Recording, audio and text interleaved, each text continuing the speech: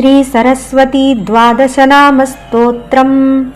सरस्वतीमहं वन्दे वीणापुस्तकधारिणीं हंसवाहसमायुक्तां विद्यादानकरीं मम।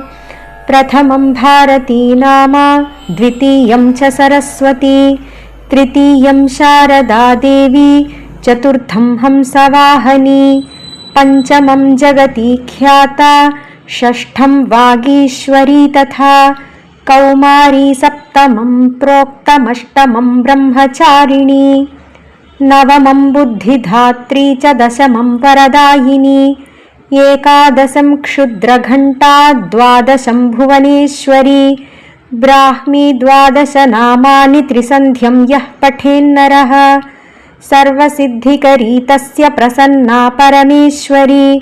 सा मे वसतु जिह्वाग्रे ब्रह्मरूपा सरस्वती। इति श्री सरस्वती द्वादशनामस्तोत्रम्।